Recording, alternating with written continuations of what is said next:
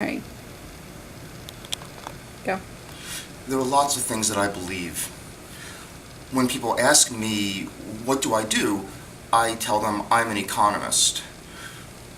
But when I think of myself as an educator, I ask myself, am I an economist educator or an educator who happens to talk about economics?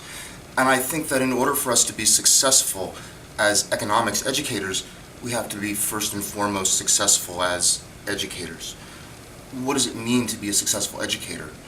I was at a workshop recently where when people asked what they thought their role was as an educator, the popular answer was, I'm a tour guide. And I thought to myself, that's way too passive.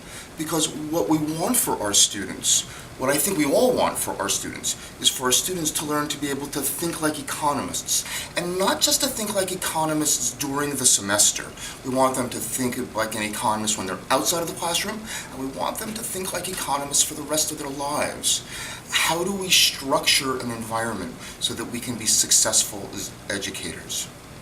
One of the things that I believe is that if we want our students not to be tourists, but to become the tour guides for themselves later on, we need to be very careful about how the journey that they take is structured. You need to know where you are starting, and if you're going to be creating a map, you need to know where you're going to be ending.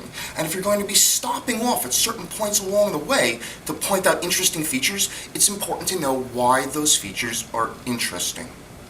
If we don't do that, I don't think the education research indicates that it's possible for us to truly engage our students.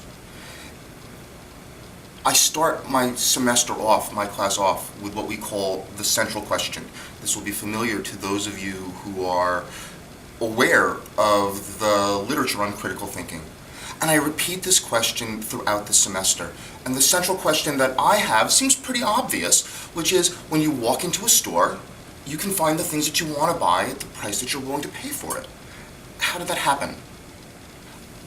I don't think people expect that to be what an economics class will be about. But in the end, it allows me to give the students something to hold on to. It gives them something to think about as we are moving along in the semester, and they know where we are going to end. And they can see how each part of the storyline fits together into a complete and whole narrative. In order for the students to understand how we end up with the things in our stores, I introduce what we call the fundamental and powerful concepts.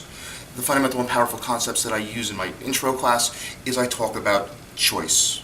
People are always making choices. If they're not happy with their choice, they'll make a different choice. The outcome of these different choices that producers and consumers make, we call that an equilibrium. If we can understand the concept of an equilibrium, then we can understand something that's deep about the way that people interact with each other.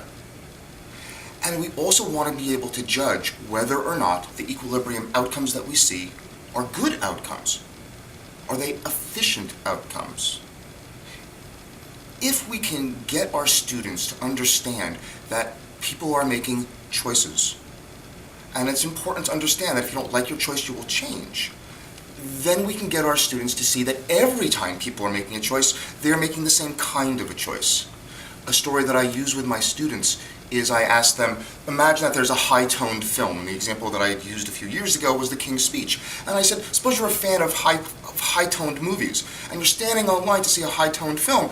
Will you necessarily go see the movie? And the answer, of course, is, well, maybe, if you're willing to pay the price for it. Which means the students need to focus on benefits and costs. And they need to see that we focus on benefits and costs not just in one place in the course. We focus on it from the first day to the second day. Every single day we focus on benefits and costs. Every day I give them another small, tiny question and ask them to try to see how each question fits in with the previous one. About 20 years ago or so, when I was first on the job market, I gave a talk for an introductory economics class. And I presented what I thought was a really neat little lecture on the relationship between investment and savings and trade flows, and I thought I had a great punchline. I was able to explain how my model, how my story helped us understand what was going on in England with their balance of payments crises. I thought this was very neat. Start with nothing end with something lovely.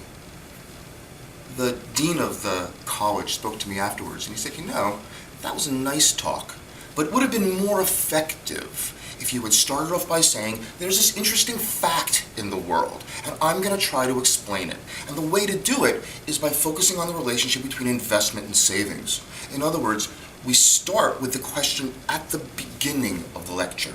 We start with the question at the beginning of the course, and we ask, how does our story, how does our analysis get us along to where we want to be along the way? What's the important concept, and why do we need it? If we can do that, then our students can walk away from the course as people who are capable of thinking like economists for the rest of their lives. This is what I believe we all need to do as economic educators. We need to find what is our central question. We need to reinforce that question throughout. We need to ask our students that question, and we need to get them to write about it so that they have considered it and put it all together. That way, they'll be critical thinkers as economists for the rest of their lives.